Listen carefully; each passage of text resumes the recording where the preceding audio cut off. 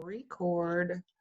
So yesterday we started talking about really the lack of information that they are giving us about what is in the food. So we have the primary protein, and that's what these rules are pertaining to. Okay, so like when we have alternative non-protein, like here it was funny, we had accents of spinach, peas, and carrots. Those are not included in the percentages. Okay, the percentage rules only pertain to an animal-based protein. So we had the 95% rule, which are going to be very simple names: beef, dog food, tuna, cat food. We're going to have the 25% rule, which is where the majority of our commercial diets are going to, well, really any of the next three is where our commercial diets are going to fall. And the 25% rule is going to be designated by our qualifying terms. And these could be anything: formula, nuggets, dinner, entree. This other food, oh damn, it's also with. All the benefits are a with. Gosh darn it, I guess I'm gonna have to find a new food, although they do okay on it. The with rule, the 3% rule, and then of course we had the Flavor Flav.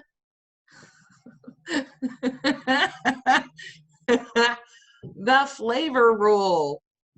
And there could potentially be 0. We know that there has to be a detectable amount. So let me get my screen share. Oops, let me get this open.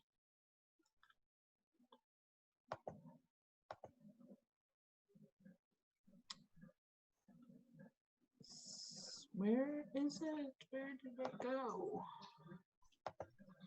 There we go. Okay.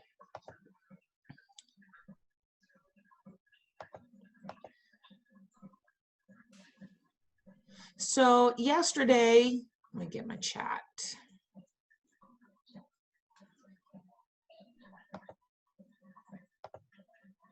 So yesterday we, do y'all see just one slide?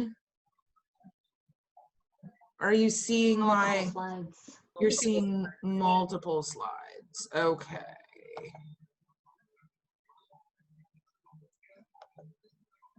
Let me do this.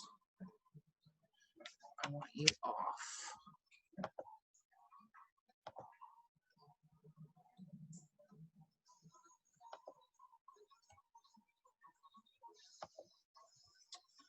Gosh darn it. Hang on.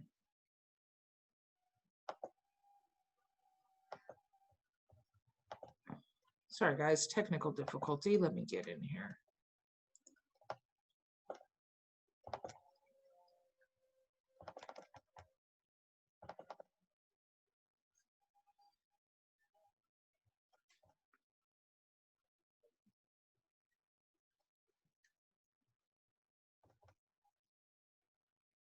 I think this is it. Hang on.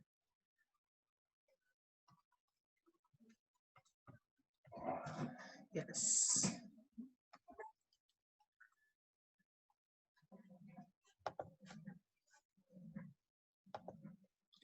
All right, let's try this again.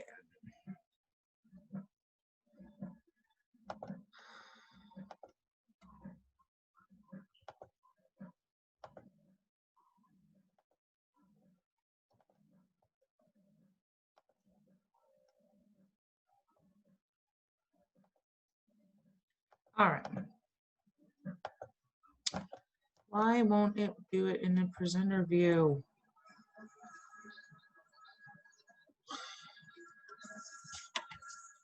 I don't know. I'm having trouble. I need this to not be doing this.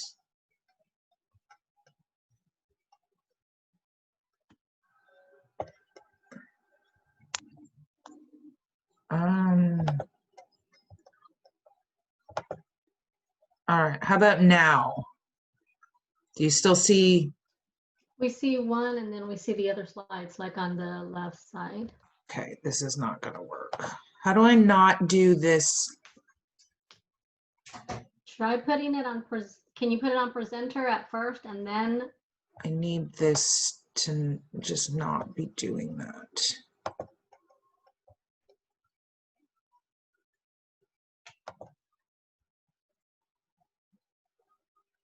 So when I do my screen share, I can't even find my PowerPoint at this point.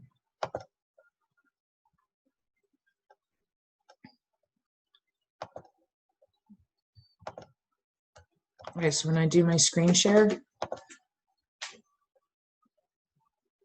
and I put it into presenter mode, it's doing it up there, but they're still seeing this. I need this to not do this. I need this to be what they see. Share screen two. Don't share the program, share screen two.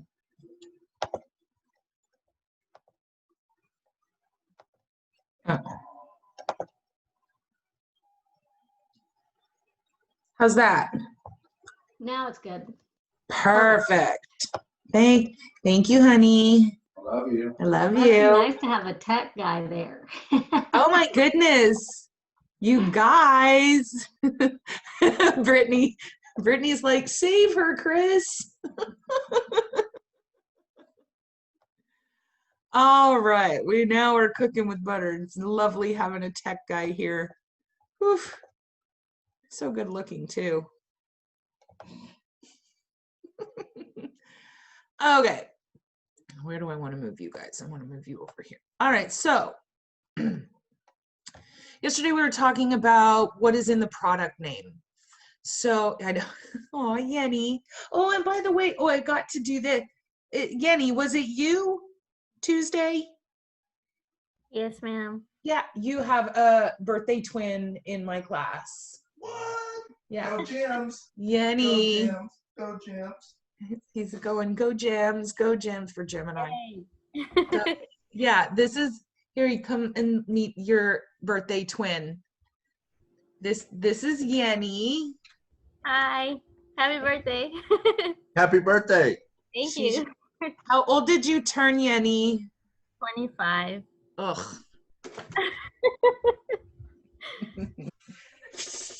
Now you can rent a car cheaper. Yeah. Brittany's just the pragmatic. I love you so much. Oh, That's funny. Your insurance will go down too, won't it? I'm almost twice as old as her. yeah. He's almost twice as old as you. I turned 49. That's Tell awesome. them you're 23. I'm- Nobody questions. I'm significantly younger than him. You're 23, Miss Huff. I know. Okay. Shut up. Go back to your room. Okay, now that that's done, you've all gotten to meet Chris. All right. No, now it's not changing. There we go. Okay, so the 95% rule, this is just to reiterate everything we talked about yesterday. This applies only to our primary protein. These are going to have our very simple names. We talked about this: burp, beef for dogs, tuna, cat food. Now this has to be at least 95%. However, we always have these stupid howevers. However, just ugh. There's so many loopholes in all of this. It just makes your mind Miss blow. Huff, could you go back real quick? I'm sorry. Absolutely. So this is just showing the 95% rule and that it's applying to our primary protein. Usually it's going to be like beef, chicken, or fish.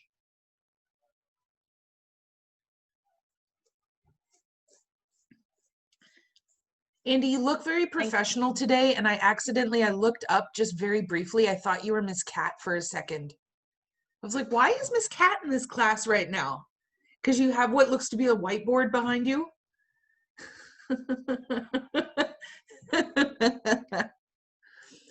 All right, so we have to have at least 95%. However,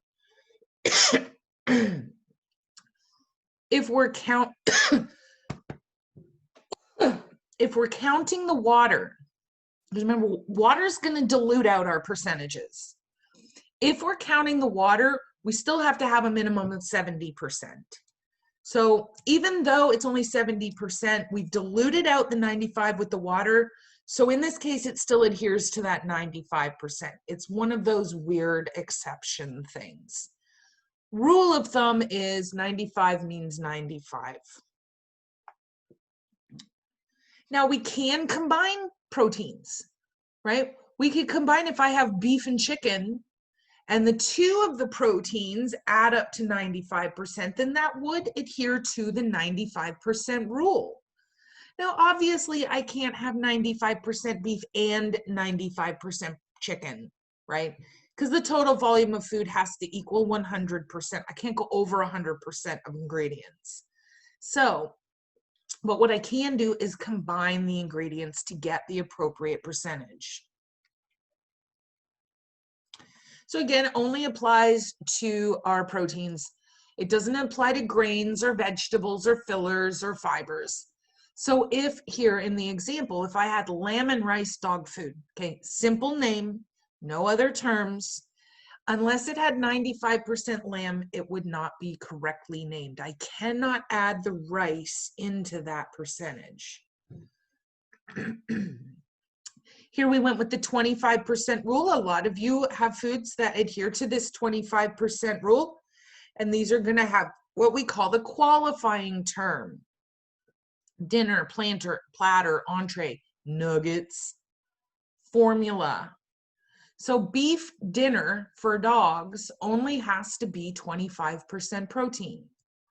But we also know that there is a range, and that range can work as kind of advantageous for our pet food companies, but that can't exceed 94%, because then we're into a different rule. We cannot follow more than one naming rule at a time. Now, we talked yesterday, mind blown, that just because you have a primary protein written on the front of the package does not necessarily mean it's the only protein that's in the food. So right here, chicken formula, qualifying term, 25%. Chicken formula cat food, though, might have more tuna than chicken. Because if I had, let's just throw some numbers out there. If I have 25% chicken, 27% tuna, do I have to put tuna on the front of the package in the kind of the advertisement part of the package? No, I don't. As long as I have 25% chicken, this food is correctly named. Chicken formula, meaning there's at least 25% chicken. But if I did chicken and fish formula cat food, did I still adhere to the rule? Yeah, because even though I got 25% of one, 27% of the other, combined, they're still less than 94. I know I'm throwing a lot of numbers out there, and this is not a math class. Let me know if you get lost. This is kind of the whole point when I drew the picture of the vat of food yesterday, and we just kept taking different types of food out of the same vat. As long as the percentages match, I can put whatever I want on the front of the package. So some of the other things that I find really interesting when we're talking about pet food labels is not only, what kind of information are they giving you? I'm all about the psych, right? I'm all about the psychology. Why? And I find this really interesting. Why did you buy the food that you did? What was it about that particular food at the grocery that caught your eye and caused you to buy it above all of the others? For some of you who did your research, it might be because of what is in the bag, the kibbles that you're giving to the pet. But others, it is specifically because of the marketing. And so I want to go in because this is kind of really fascinating for me. Oh, hang on one second.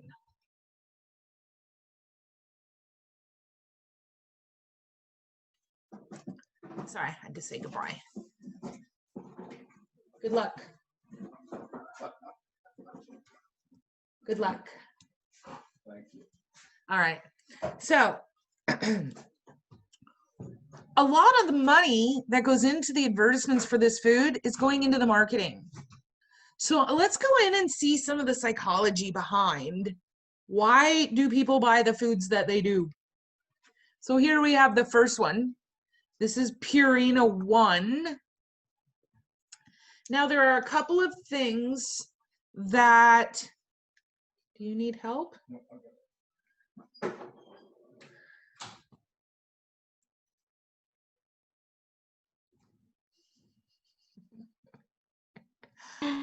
I love it.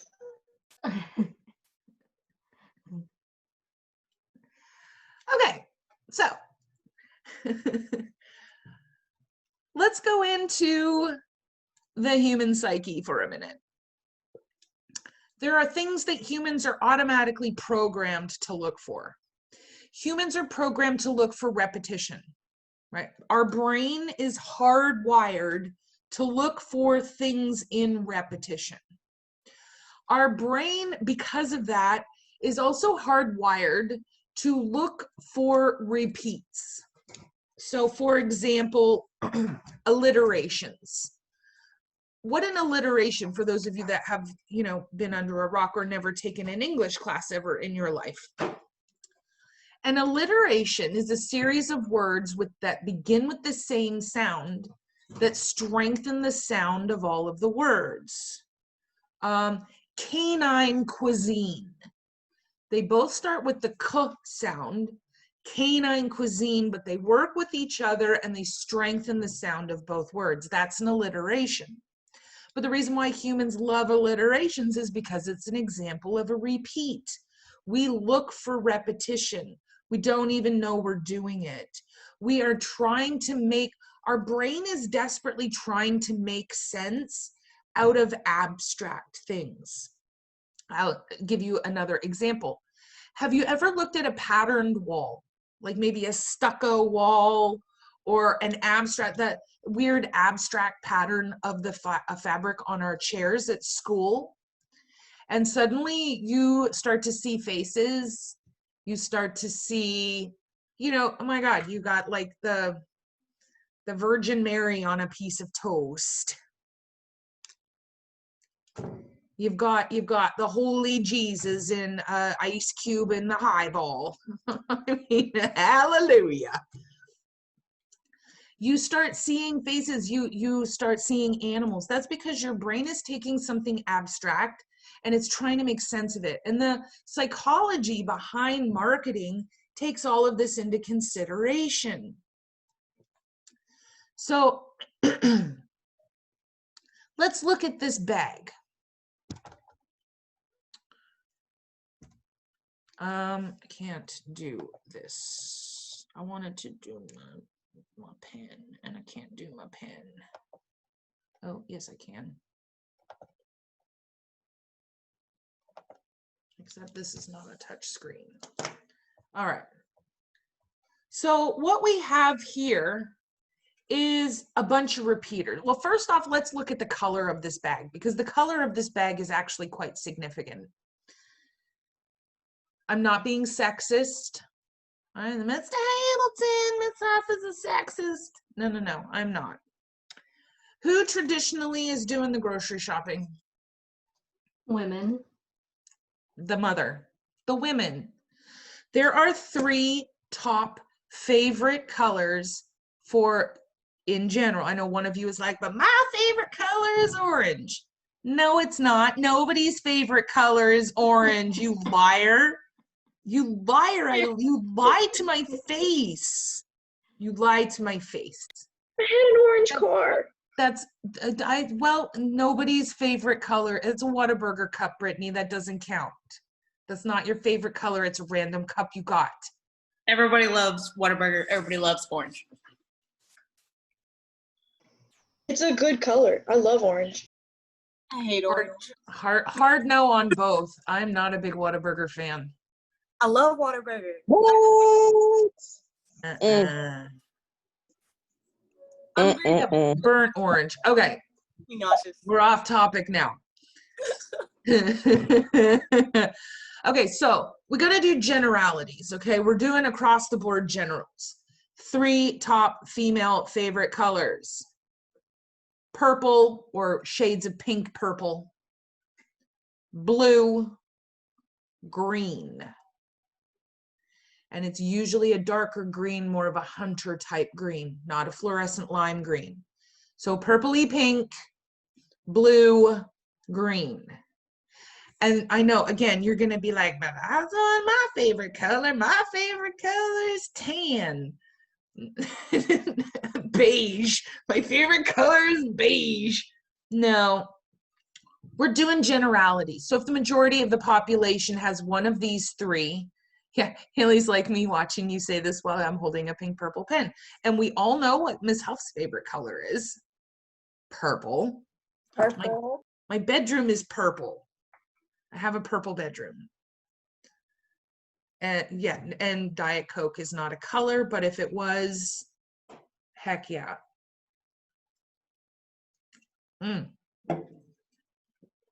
So what we're gonna see is we're gonna play the averages. So what we've got here is this Purina 1. And we can see that it is a lovely blue bag. Now, what they've done is there's some really, really interesting, subtle stuff going on in here, guys. Really interesting. All right, and if I look like I'm looking up, guys, I'm not having a stroke. I promise. I'm not. So if I'm doing this, I'm not having a stroke. I have the second monitor that he was just helping me with. I have a second monitor, but because my camera's down here, if I look at the second monitor, it turns me slightly stroke-esque. So You're I'm not- fancy now with 2 monitors. Look at I am you. fancy and I still have no idea how to use them, and now he's gone. He's gone. I don't know what I'm going to do. All right, so let's see if I can draw. Oh, thank goodness. Although the one problem is I keep losing my mouse. And I can't use my pen because the top monitor. I wonder if I can change and move you guys.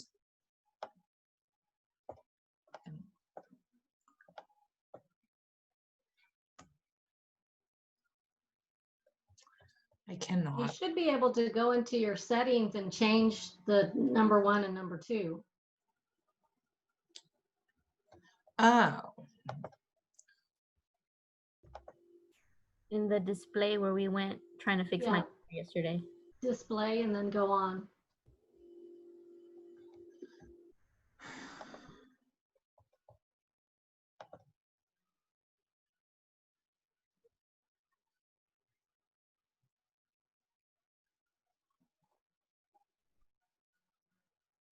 I don't know.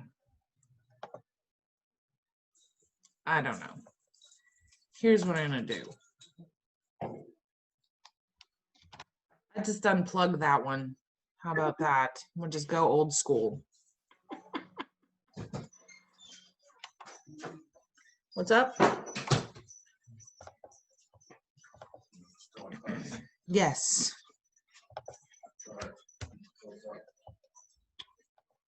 And now, what is happening? Okay, now I got it going.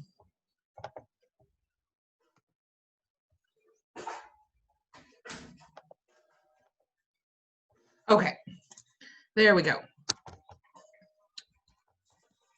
All right, so what we've got is some really interesting stuff happening in this particular marketing package. Number one, we can all see it's blue, right? One of the top 3 favorite colors. But it's actually a really interesting shade of blue. Now, this is very subtle.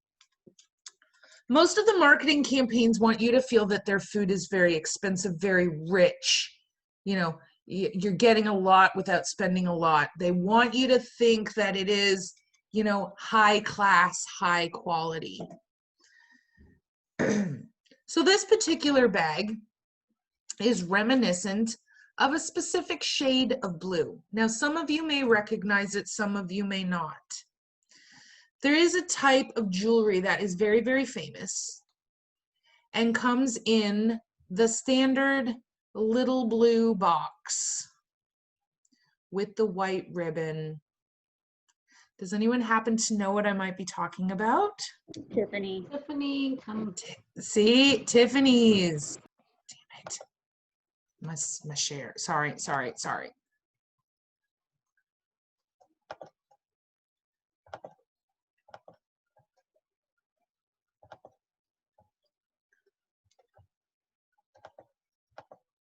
Yeah, it's that Tiffany blue. Oh, I used to love getting that little blue box. I'll tell you what. So this is in fact reminiscent of that Tiffany blue. And if we look right here in the center, we have this starburst that almost looks like the shine off of a jewel. It's all meant to look specifically like that.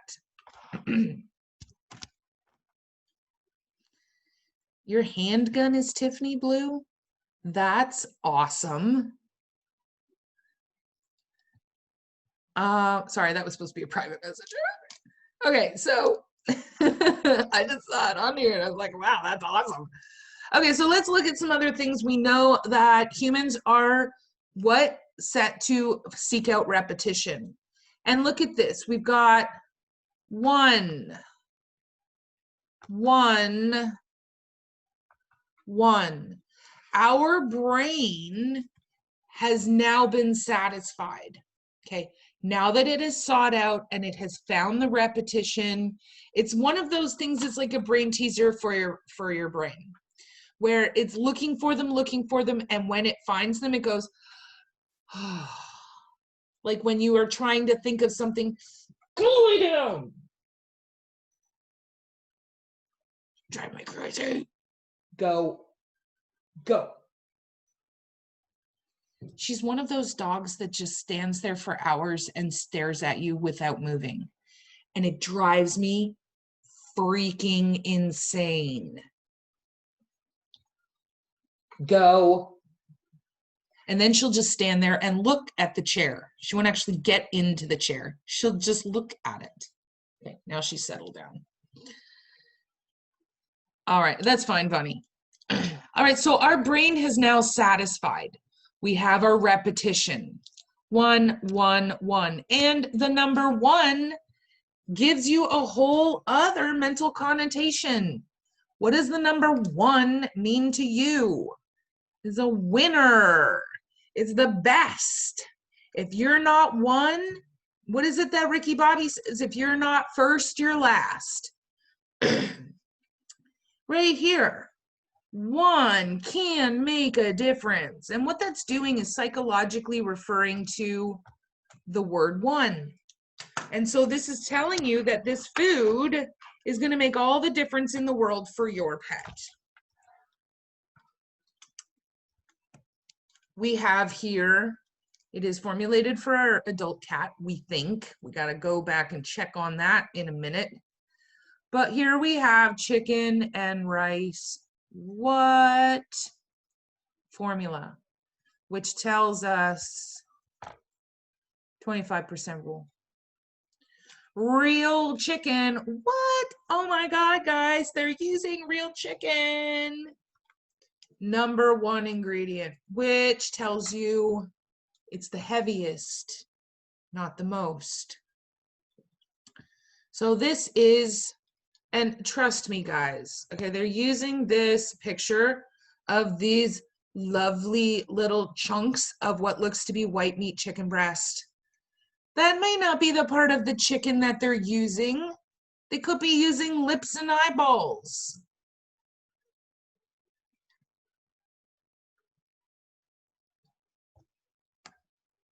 All right, so then we went into the 3% rule.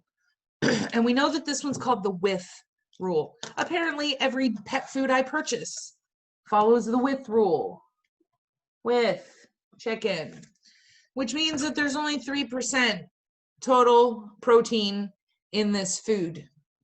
So as I discussed yesterday, this started out being a starburst, meaning it was an additive. It was an add-on. It was something additional. It had this little starburst and it was like now with blah, blah, blah. And that's when the government came in and said, no, no, no, if you're going to put this on the front of the package, we got to have some rules about this. And so if you're going to put with, it's got to be 3%. And that's when the pet food companies went, well, you didn't say we had to use a starburst. So that's when it started becoming just an overall rule. Now, with the addition or subtraction of just a word, we have changed the configuration of this food really dramatically. Cat food with tuna, very different than tuna cat food.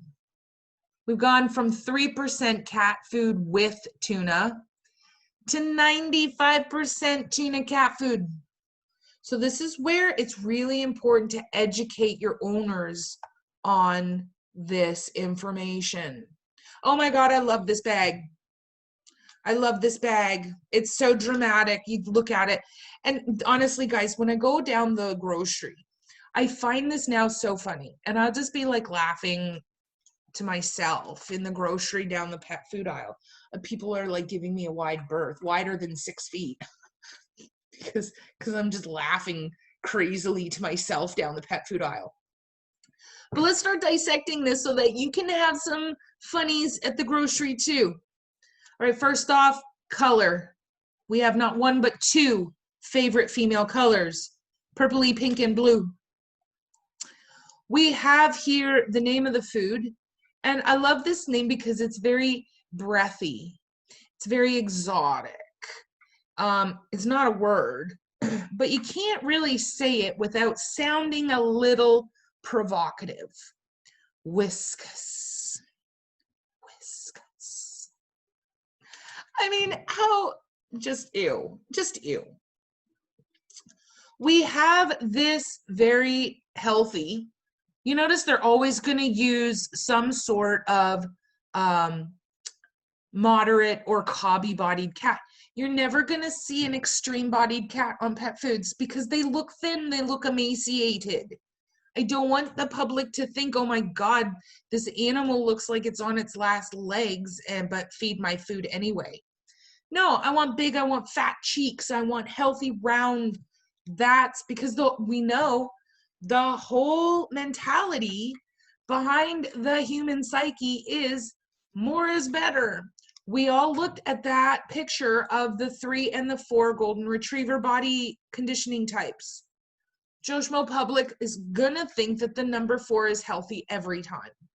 So I'm gonna work with that.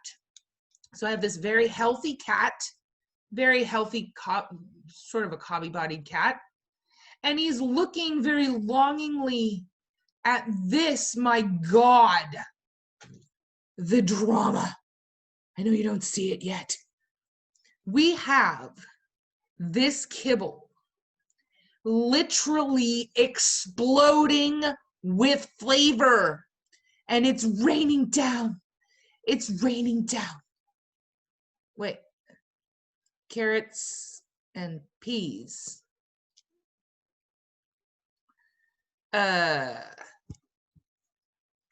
Obligate carnivore. Why do I have carrots and peas on the front of this bag in the picture?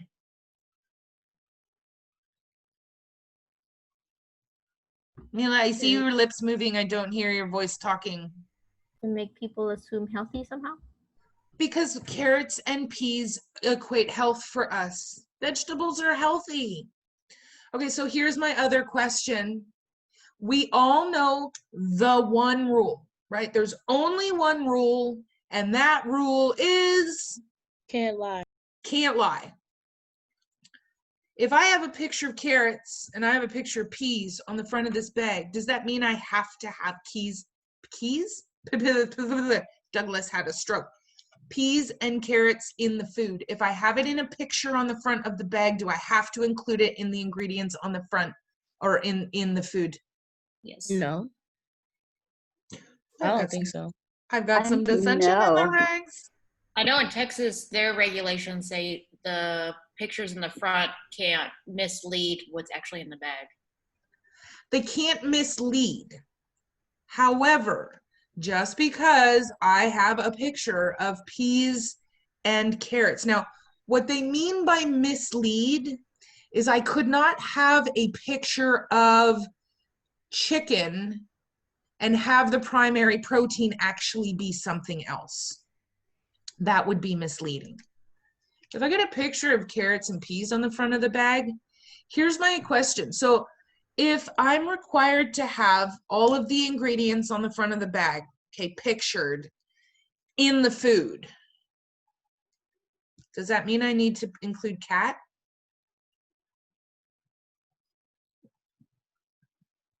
I was just gonna say that. That means you could assume that you're gonna eat the cat.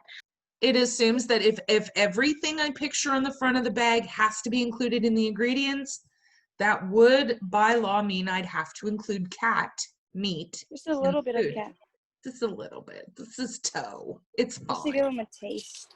Just a toe. Or every time you get the bag, every time you get the food, it comes included with a kitten. Right? There you go. Compromise. Oh my goodness. So here's the other thing, although I'm not allowed to lie, and you're right, Britt, I can't mislead. However, I look at this. Okay, so there's a very large font, very bold letters that say tuna. And then in teeny tiny, little teeny tiny font beside it, what do we see? With. With 3%. 3%. Yeah. Nobody's immune. Hill Science Diet is one of the top brands. So they've gone the other way. Okay, instead of using one of the top favorite colors, what they've elected to do is go more clinical. My God, guys, hello, science is right in the name. Science. It's called science food. So what they've done is they've gone with a white background because our brains process the color white as health, sterility, medical. Okay, and science is going to lead our brain right along this path that they want it to be led on. That's why doctors wear white coats. Because if you think about it, guys, white is the worst color on the planet for a medical professional.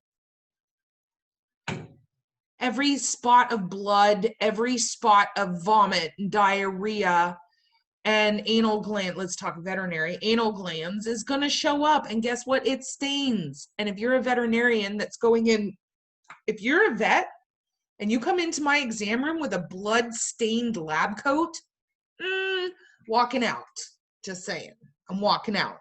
So why not wear a color like black where it doesn't show the stains?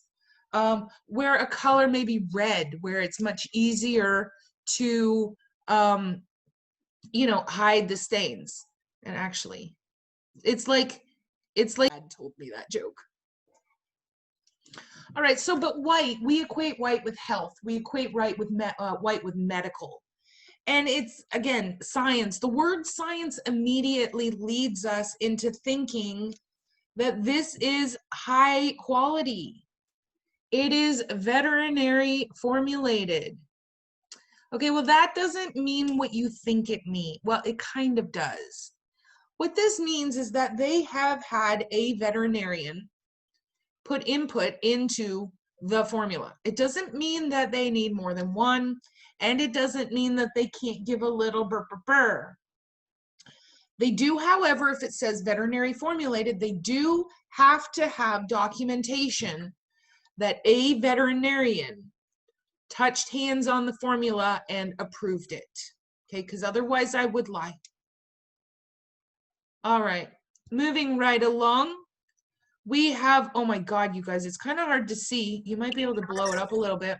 Ready, Monday? This food includes omega-3 and omega-6 fatty acids. Wow. It also contains very high levels of vitamin E and vitamin C, and that's all here in this little, oh my goodness. Okay, well, let's think about this for a minute. It sounds like they're doing us a great favor, doesn't it? They're including all of this stuff that we need, that we didn't even know. We didn't even know. Well, now we do know, and we know that cats do need omega-3 and omega-6. And not only that, they also need the additional arachidonic, no mention there, because people are going to look at the word arachidonic. They don't know what that word means.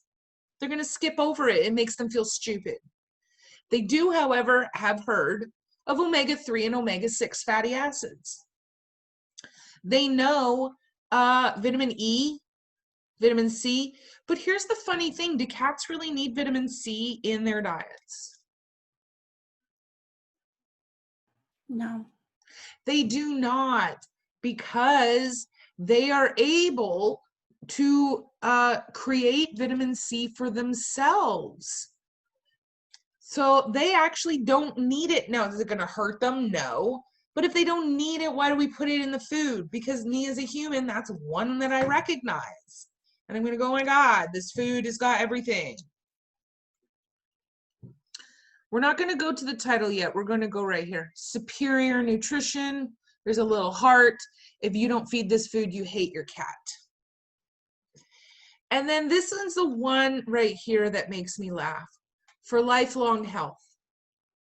So what does that immediately make you think? When you hear this food is going to provide lifelong health. Good for all life stages. Could be good for all life stages. Or my cat's gonna eat this and last forever. Bam. Mona, Mona, Mona. Most people are going to read this as long life.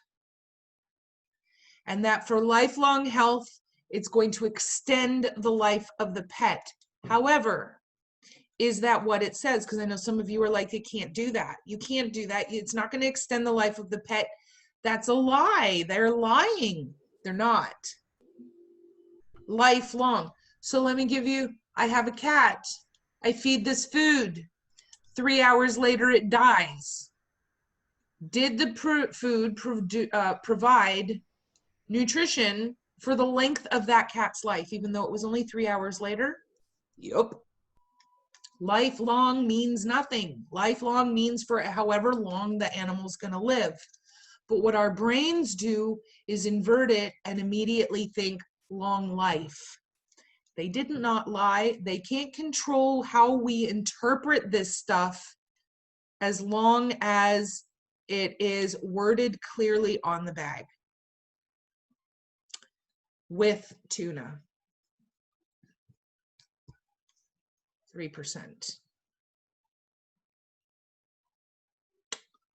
So you're starting to see a little bit of the psychology behind why did we purchase what we purchased. Now we got the flavor rule.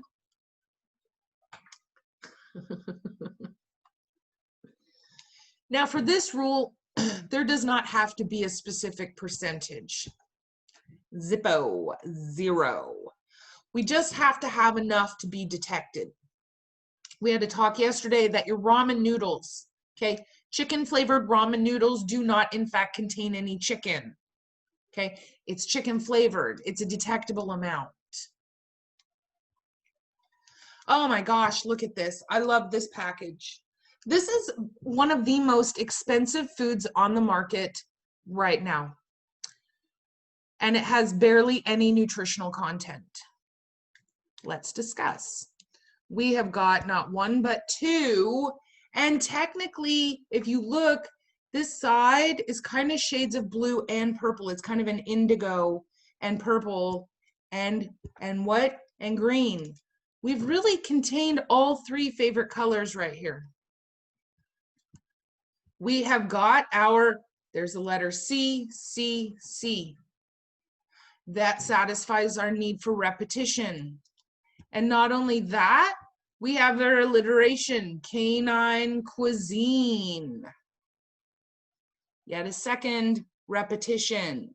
So in this one little title, Our brain has been satisfied not once but twice with repetition. Hang on.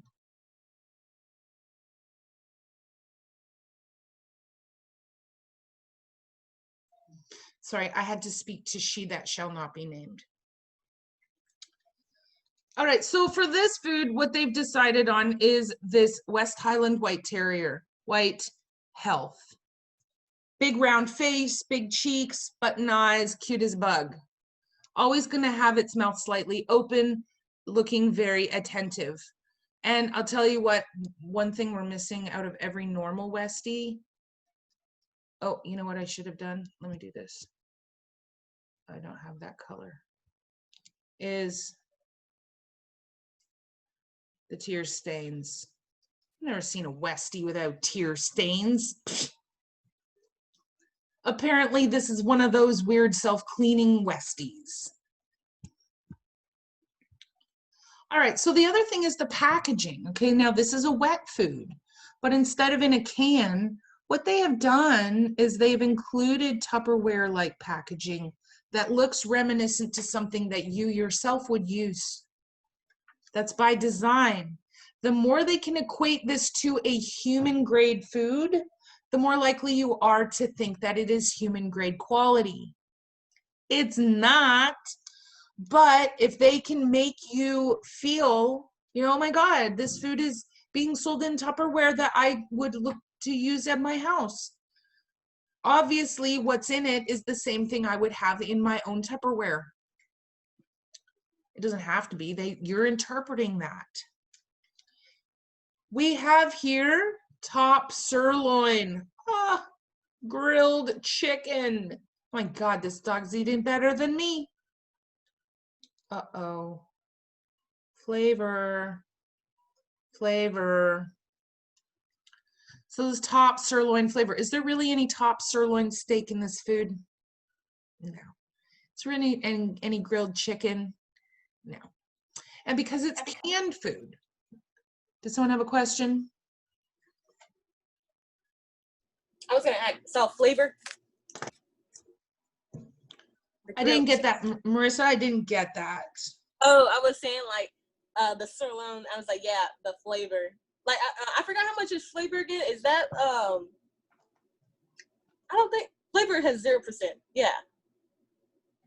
And then another thing I've seen where it says meaty juices. Oh my God, Mona. Okay, get out of my head. You are like living right in there right now.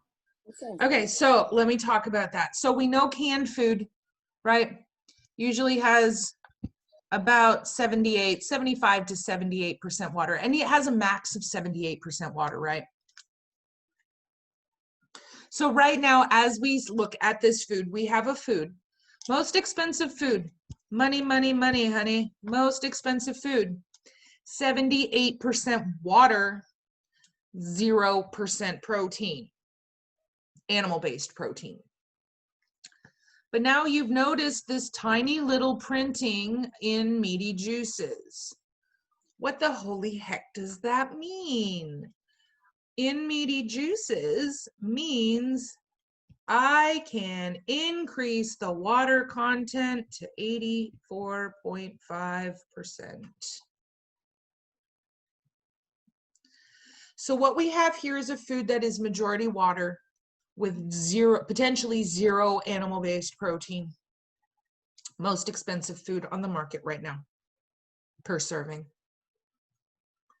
So why are people buying it? For the same reason that they've sold 1 billion horrible McDonald's hamburgers. The animal likes it, the taste. And what was that, Ariel? He thinks it has real steak in it. Yeah, the owner's looking at this going, oh my God, this is real grilled chicken. They can't put grilled chicken on the front if it doesn't have grilled chicken. No, you're kind of missing out on that last word there.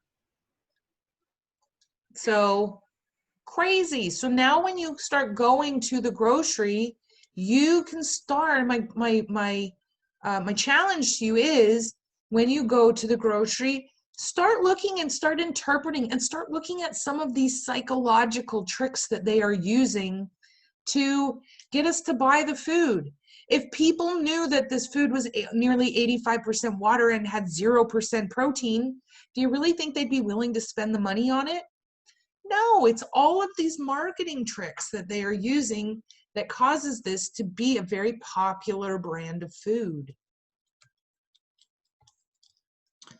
All right, so flavor, we just talked about flavor.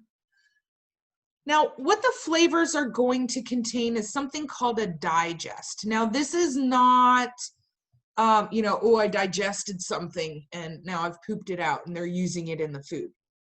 What a digest is a concentration of the protein molecule, concentration of the flavor. And so what they're going to do is they're going to treat that protein, because remember, flavor, although doesn't have to have a measurable amount, it does have to have a detectable amount in order to add even less of it. And your ramen noodles are a prime example of this with that tiny little flavor packet. The less I add, the more money I put in my pocket. How do I add less? I concentrate it. How do I do that? I add heat or enzymes. So what a digest is this protein, remnant of a protein that's been treated with heat or enzymes to concentrate the flavors so I can add even less of it and still have it be detectable. So chicken flavored cat food, and this is an example why we really don't see flavored cat food, because chicken flavored cat food may not in fact contain any chicken whatsoever. We also know this could not be called complete and balanced because zero chicken, obligate carnivore, that no worky. So where we're going to see the flavored foods is primarily going to be with our canines, because just because we don't have animal-based protein does not mean we do not have amino acids. Remember, our amino acids can come from plant or animal-based, and dogs being omnivores can live on a primary plant amino acid-based diet. Cats cannot. All right, so we have some other pieces of info that need to be put on the bag. In fact, we have 8 pieces of information that have to, non-negotiable, be printed on your bag. So if you have not already done so, we're about to make all our animals crazy. I want you to go and grab your pet food bag, if you have one, and together we're going to be identifying these 8 pieces of information. So I'm gonna do a stop share real quick, give everyone an opportunity to go and get your, gosh, my computer is getting very hot.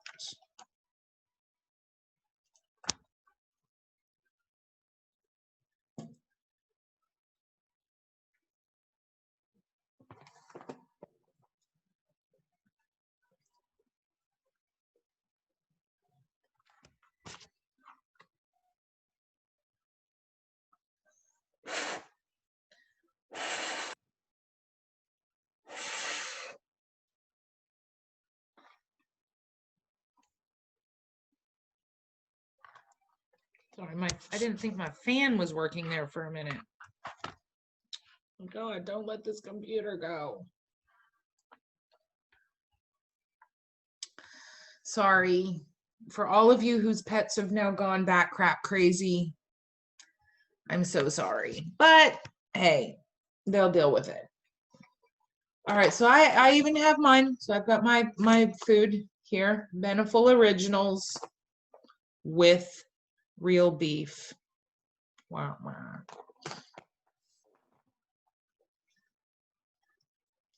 All right, so let's see if we can find these other pieces of information that need to be on the package. And again, these are non-negotiable. This has to, by law, be on the package. So the first thing that we have to do is we got to give our product a name. So here, this Purina, this is the manufacturer, okay? That's the company name. So like my company is Huff and Puff Awesome Dog Food Corporation.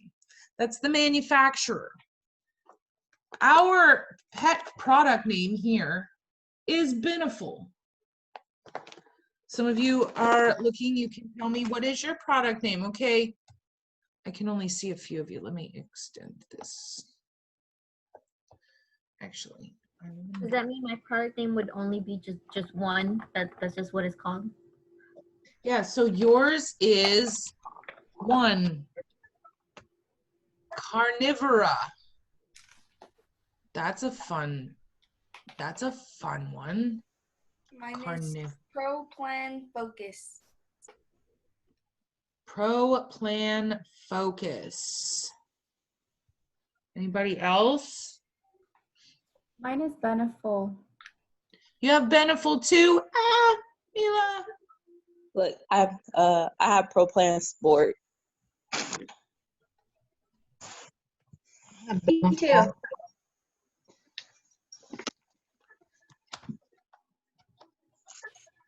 don't have any pets with me, but like we usually get like Rachel Ray or Blue Diamond.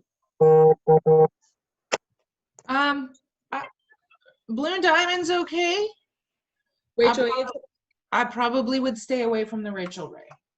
Okay, only because the dogs were allergic to everything else we were giving them. But that was like previous. But then we only give them Blue Diamond. Is that the one, like the one with the wolf on the front of it, or it looks like it?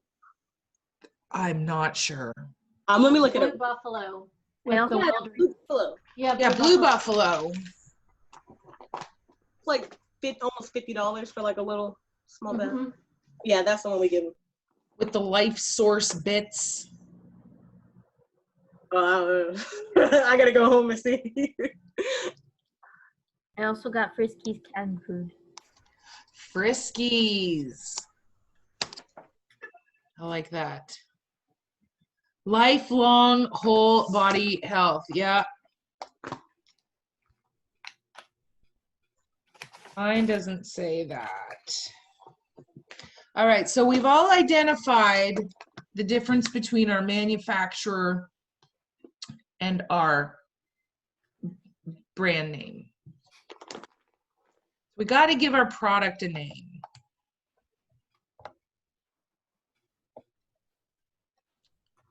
This is not having my, hang on, I should have pictures on here.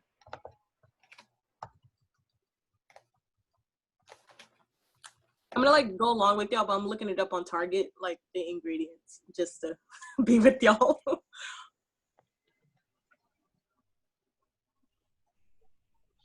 Oh, that's what that is supposed to do.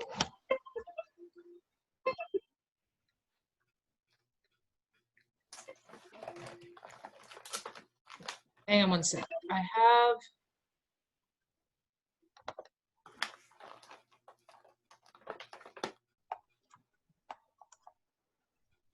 Give me just a minute. I think I have a different PowerPoint that I need to use. Yes. I was like, where the heck did all my pictures go?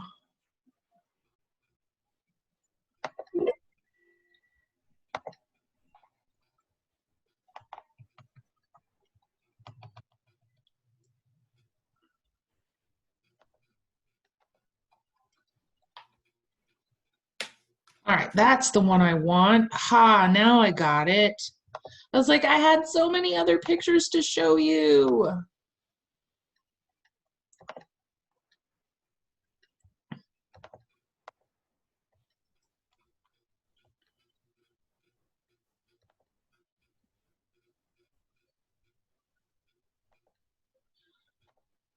Oh, I hate this.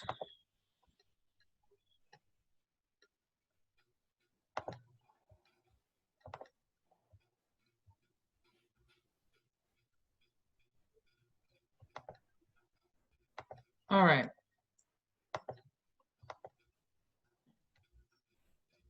Marissa, which one do you feed your dogs? The wilderness, which? I gotta look. I think it's the one that has like rice and grains on it. Let me see. It is the life protection formula. Okay. So let's back up for just a minute because I had a bunch of other pictures and I was like, where did all my pictures go? All right, so let's put our bags aside for right now. We'll get to that in just a second. I have a couple of other, because I love the marketing, you know I love the marketing. We already did our Purina one. Here we have another, this is a canned food. And this is another fabulous packaging. Here we have our need for repetition. There's our alliteration. This is premium pate. What? How fancy. If you've never had pate, it can be pretty disgusting, actually. There's only one place on the planet that I will ever even consider eating pate, and that's at my all-time favorite restaurant in the entire city. It's a little French bistro, and they do make fabulous pate. It's goose or duck liver, so don't think about it. But yeah, that's how you say this. Here's your French lesson for today. This does not say premium pate. That's some premium pate right there. Some premium pate. So what we have, here's your French lesson, is in French, you have these little, they're called an accent. And so this particular accent over the E, this is known as an accent aigu. And this accent aigu turns the E into an A sound. So premium pate. Normally, if you didn't have that, it would be premium pate. But because we have the accent aigu, you have the premium pate, and E now has an A sound. We have another one down here, entree. We have that same accent aigu, and so it turns that E into an A sound. So entree. There's your little French lesson for today. Un peu, Valerie, un peu. I haven't spoken French. My mother speaks to me in French when she wants to yell at me in front of company. So I understand it more than I speak it, because it's one of those things, you know, if you don't use it, you lose it. And I've lived here in America now longer than I lived in Canada. I've lived in America longer than I lived there. But Canada's a bilingual country, so we're required to learn French all through school. But I would say I'm not even close to being fluent anymore. I was gonna ask if you grew up speaking it. I know parts of Canada speak it. I have a friend that's French, and so when French Canadians come up to her and they're like, "I speak your language," she's just like, "No, no, no. French Canadian is not French." Yeah, it's called Québécois. It's the Québécois French. And so because Quebec is a French then English, the entire country is English and French. So every other province other than Quebec is English speaking, and then with French as the secondary national language, and Quebec is primary French, and then English is secondary. And they're kind of douchey about it, I'm just gonna say. Just saying. So, but it's not a Parisian French, you're right. It's a Québécois. It's kind of like Creole, not like the same as a Parisian French. Anyway, so there's your French culture lesson for today. Sheba. Oh, that sounds very provocative as well, doesn't it? Now what we've got here is we've got a chicken and tuna entree. All right, so I would like somebody to tell me what rule does this fall under? 25? 25. Yeah, the entree is going to be our qualifying term. This is going to be a 25% rule. Now, does that mean we have 25% of both? No, what this means is we have combined these will equal at least 25%. Could equal more, probably not. There we have those natural juices again. This is telling us that we've now gone from 78% water to 84.5% water. So although, yes, we have a higher percentage of protein because it's a cat, obligate carnivore, is very, very high concentration of water. Now, this would be a great food for a supplementary.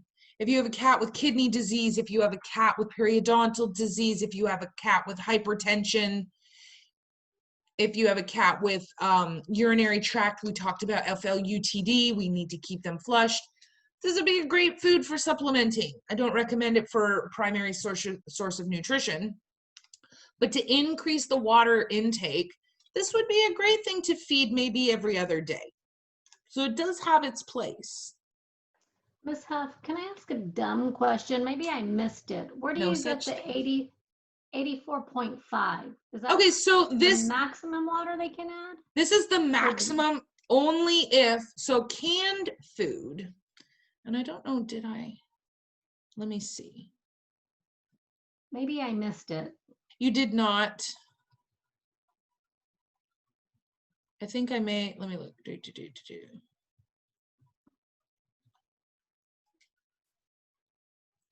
I may have gotten way ahead of myself here.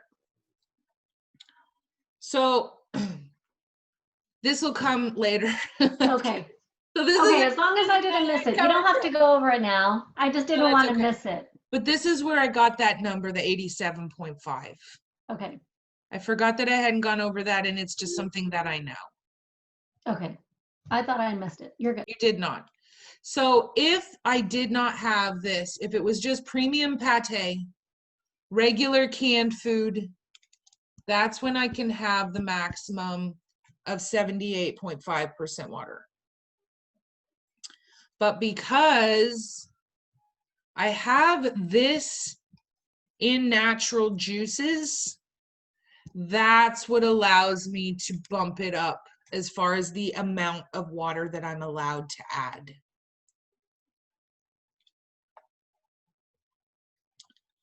All right, so we did that one, we did that one. Oh, here, look, this Beneful. I love this packaging. And in fact, this may be, although my packaging is different. My packaging is different. But let's look at this, because this particular package is the most fascinating psychological trip we're ever going to take with a package.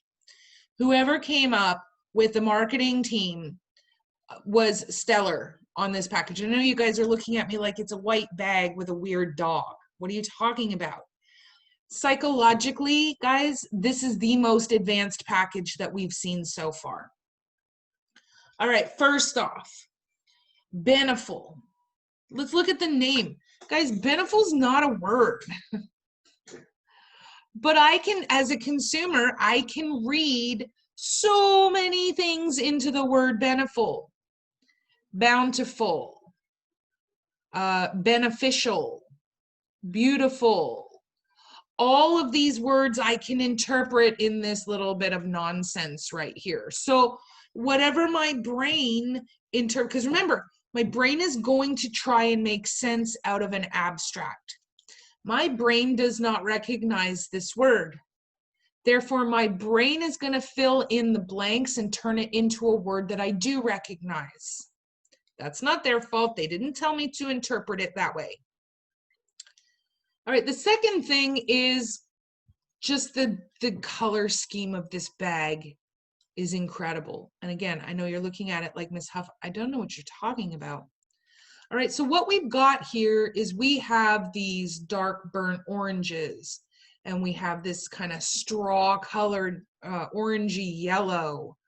We have kind of this brownish golden brown. All right, I'm going to say a word, and you are going to give me one word back.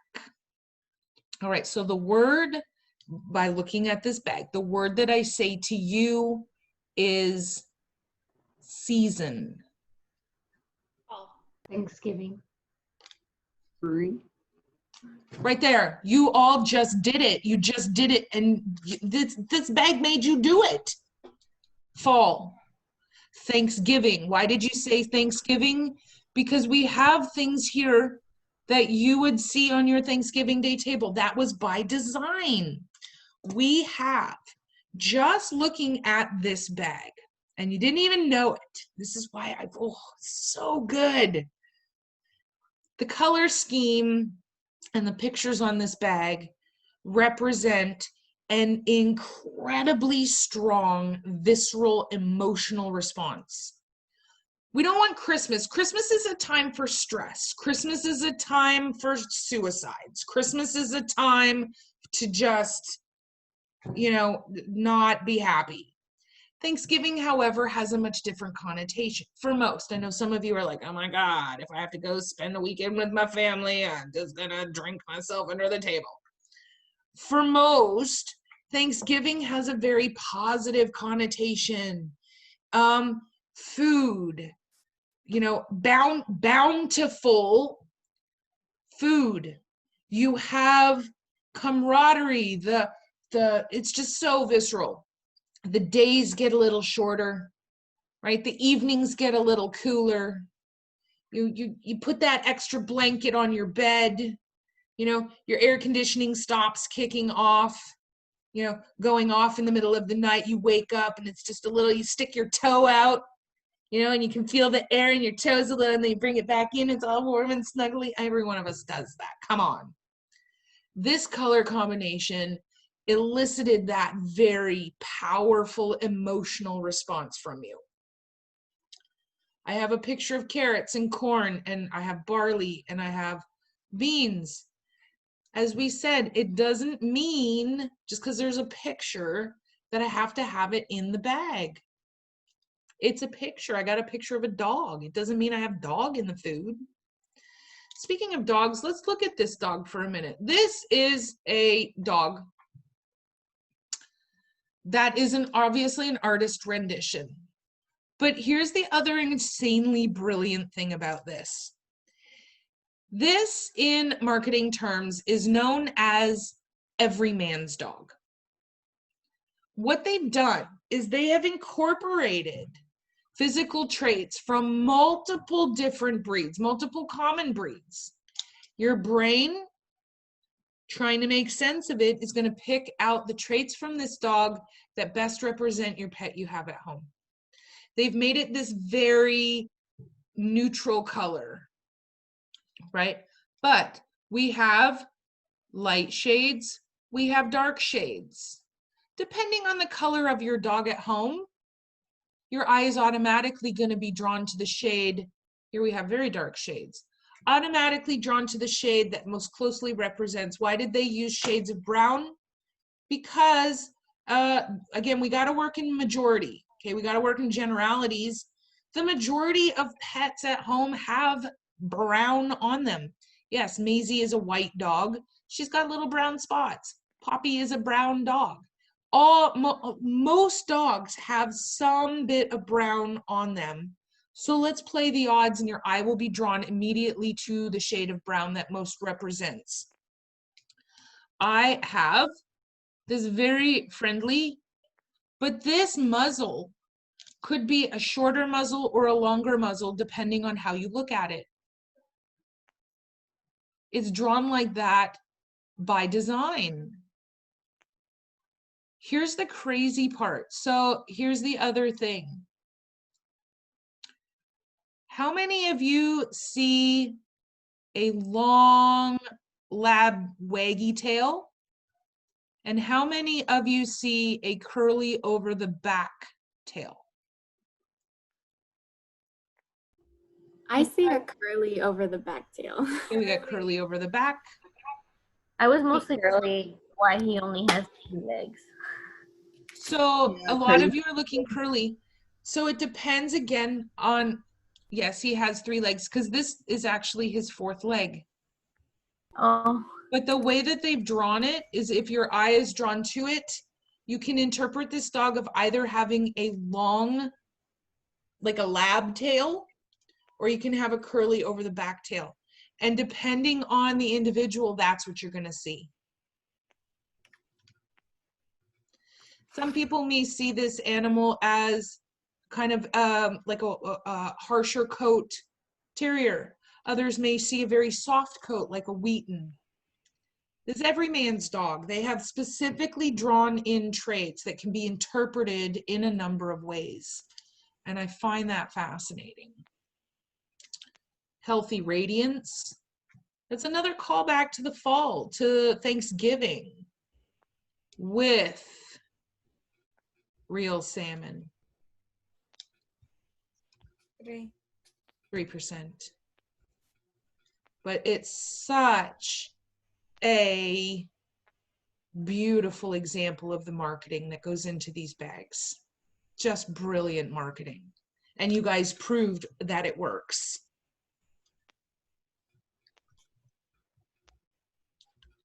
Here's some Friskies for you.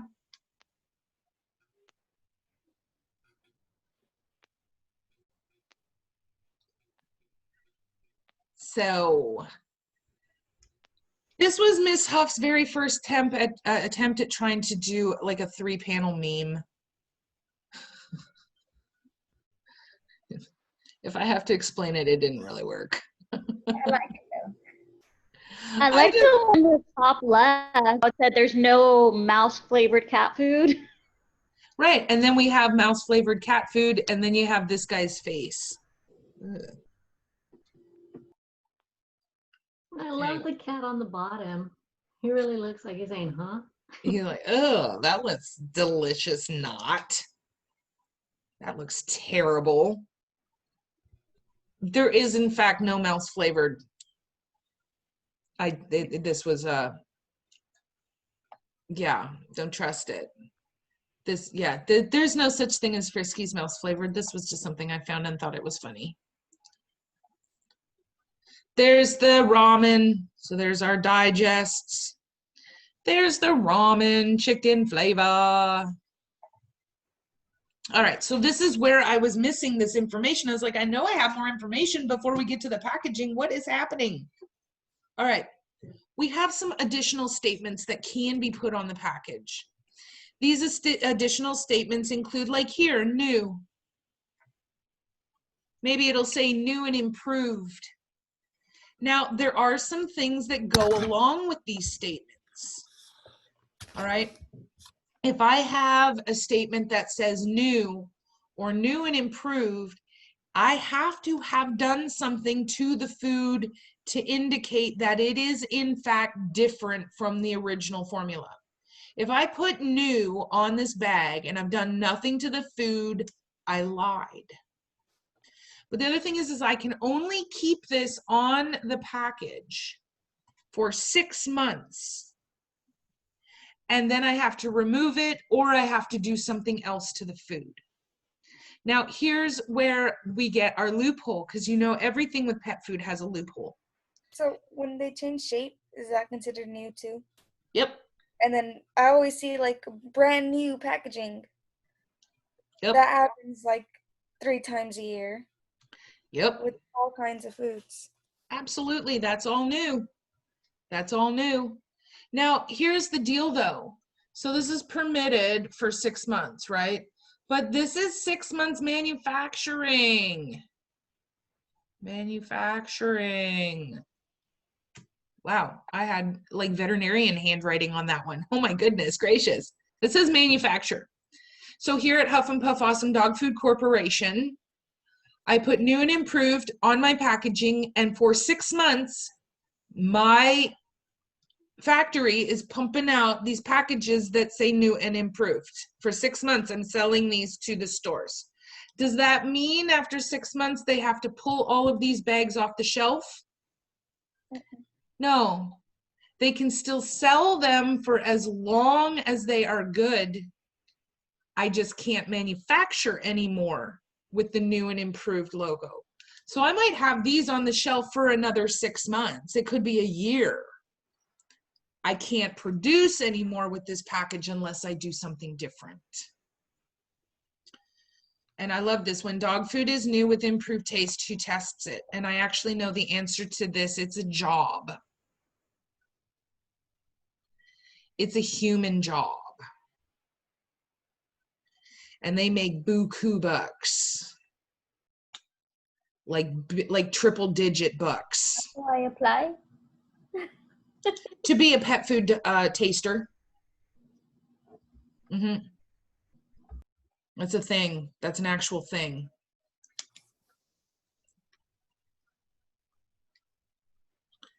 All right, I think if I'm not mistaken, the next slide may or may not have a very graphic picture on it.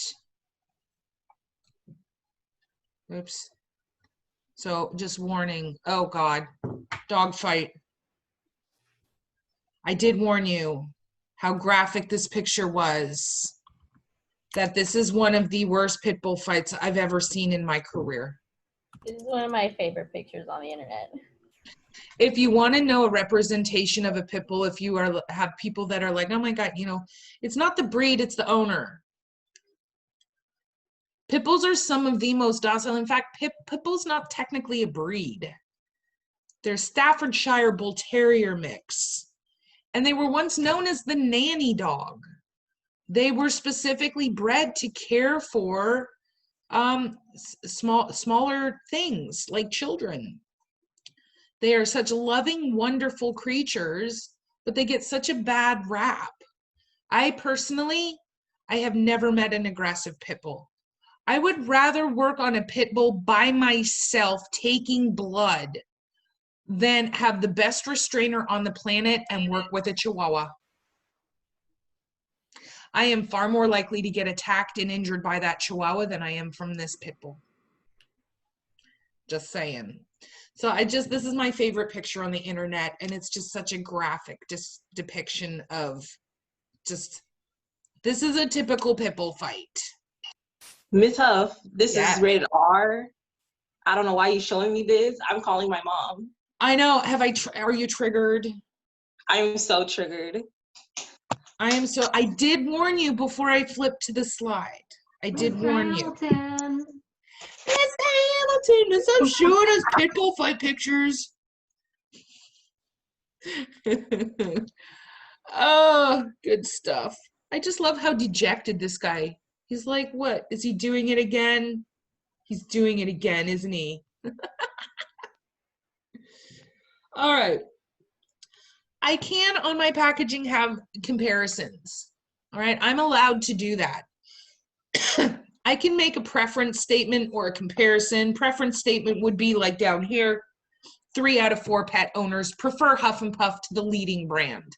We'll talk about that in a second. Any of these comparison statements, though, they're only permitted to be on the package for a year. Then I have to repeat the study. So as long as I have new data to correlate, if I have new data to correlate this information and prove it, I can keep it on there indefinitely. But every year, I'm going to have to get a new group of people to go through the comparison and tell me that my food is preferred over the leading brand. All right, let's interpret what this actually says, shall we? First off, why 3 out of 4? Why not 4 out of 4? Wouldn't it be better to have 100% people prefer my food? It's not really possible. No, because then people get suspicious when it's 100%. Right there. People get suspicious. 3 out of 4 pet owners. 4 out of 4. No way that food's that good. They must have bought them off. 3 out of 4. Oh my God, that's amazing. 3 out of 4 guys is only 75%. 75%. All right, here's the other thing. Is that, let's say, let me extend this so I can get, because I only have 3 of you on my screen right now. Let me extend this. Extend if I can. What is happening here? I don't know. Anyway, I don't know if I can. Anyway, so let's just say, I won't even use names. Let's just say I get 4 of you and I give you this food and I say, hey guys, feed this to your dogs and tell me which one did they prefer. And all 4 of you go, oh my God, they all preferred this Huff and Puff Awesome Dog Food Corporation. I'm still only going to put 3 out of 4. Technically, did I lie? No, because 3 of you did say that. Just because I discount one of you doesn't mean that I lied. Here's the other thing right here. BAM, leading brand. What does that mean? Over your competitor? What competitor? Oh. Any of them. Literally any of them. So if I was specific and I said 3 out of 4 pet owners prefer Huff and Puff over Hill Science Diet, that would be a pretty easy study to discount. But if I say over the leading brand, well, which one's the leading brand? Are we looking at quality? Are we looking at the highest quantity purchased? The leading brand meaning the most expensive, the leading brand meaning the least expensive. Literally any food could fall under the definition of leading brand. And just because your pets, so yeah, so I get the worst, crappiest food on the planet, the cheapest food, leading brand as far as cheapness. Of course your animals are going to like it better than this cheap, you might as well be feeding them a shoe. Of course they're going to like it better. But I'm not going to be specific because leading brand means anything that you interpret it to mean. Psychology. All right, now we're into what else has to be printed on the bag. So we have our product name. So we all got our bags. Oh, got my bag. Here we have Ol' Roy. Now, Ol' Roy is the manufacturer. Okay, that's the company. Oh, Lord, if I don't teach you guys anything other than this, don't feed Ol' Roy, please. In fact, if your food has the word Ol in it, stop. Just stop. You got Ol' Roy. You got Ol' Yeller. If it has the word Ol, it's not good. It's the McDonald's brand of food. Yeah, they eat it because it's super fatty, but it's super low quality ingredients, and you're going to have a yard full of crap because they're going to be pooping the size of their head. So this is my manufacturer's name. Here I have my product name. There's my alliteration, Chunks and Chews.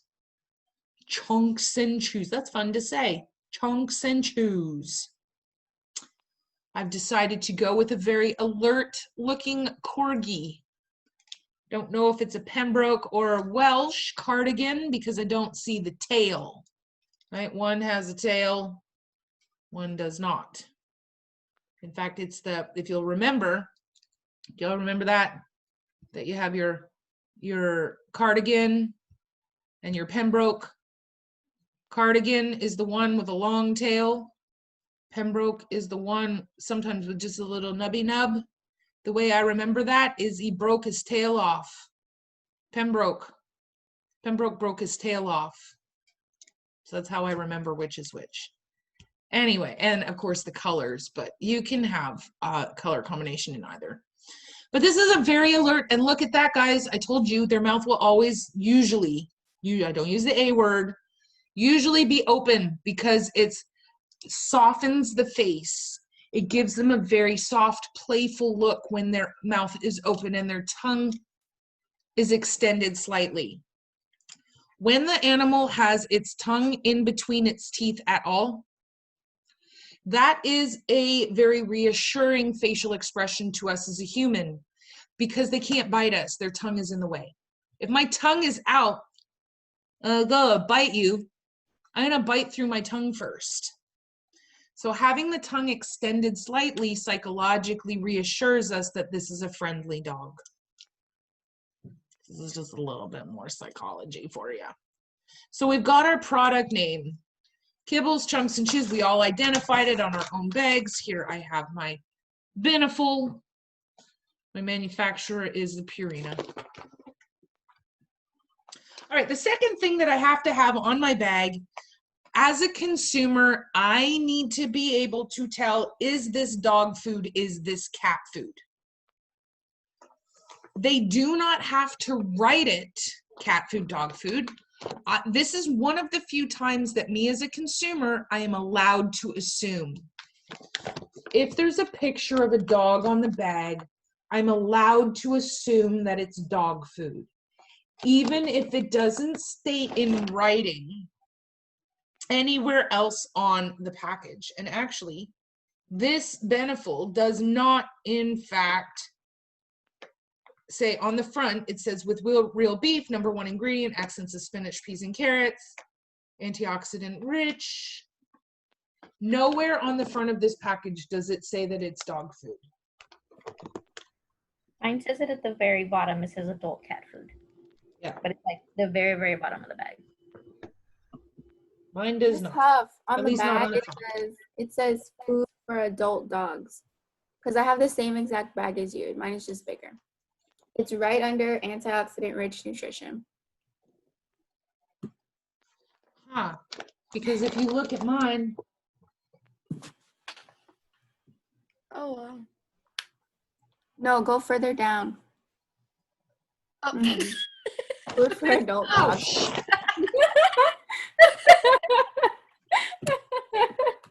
You lied to us.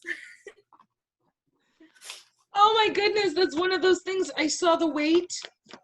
My brain literally took the weight and interpreted this into the same.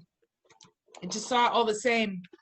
All right, food for adult dogs. Okay, so it does say it. Thank Adult you. dog. Thank you. All right, tiny letters. But again, they don't have to write it. I am allowed to assume that if it's a dog, it's dog food. And that if there's a cat, it's cat food. But I do need some sort of identifier on the package that tells me as a consumer, what species is this food for? So here I've got a couple of different, this Pedigree has used the same marketing that we just discussed with the Beneful, right? We're using the colors of fall. That is going to be an extremely emotional, visceral response. We've used a different breed of dog. Here we've used a hunting breed because guess what happens in the fall? Hunting season. They go hunting. It's hunting season. But you can see this hunting dog. Look at this. Everything. Now start using your body language that you learned in behavior class. Tail is in an up but relaxed position. Ears are forward. Eyes are soft. Oh, look at that. Dying if I'm lying. Mouth open, tongue slightly protruding. Everything about this dog picture is telling you it's a friendly dog. They certainly don't want a dog going on the front of their package. That's terrifying, and you're not going to want to purchase the food. They want a welcoming dog. They want a dog that you would like to pet, a dog you want to take home with you. Here we have Fancy Feast. Oh, I love this. Because these guys, holy smokes, their marketing team was like, let's use all of the alliterations. Look at this. Fancy Feast. Gourmet Gold. We've got two different alliterations. We have, oh, this packaging is gorgeous, is it not? It looks like silk, gold silk. Remember, if we're not doing for emotional, we're going for, this is high society. This is super high quality. We have, oh, there's purple. We have this white cobby-bodied cat with the weirdest, most abnormally colored eyes I've ever seen, ever. It's kind of creeping me out a little bit. But they're meant to look like gemstones. Yeah, absolutely Photoshop for those eyes. But they're meant to look like gemstones. Yeah, and he got a little lazy eye, but it's all right. Nobody's, worried about that. Right. We are feeding him out of a crystal diamond-shaped bowl. Quality, high society. This is gourmet food. It is fancy.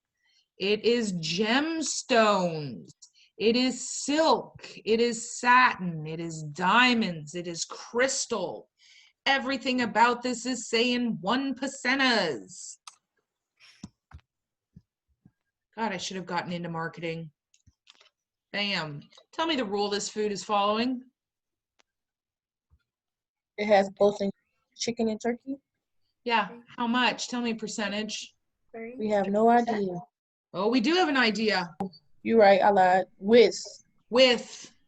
3%. Very nicely done. Now, does that mean 3% of chicken and 3% of turkey? No.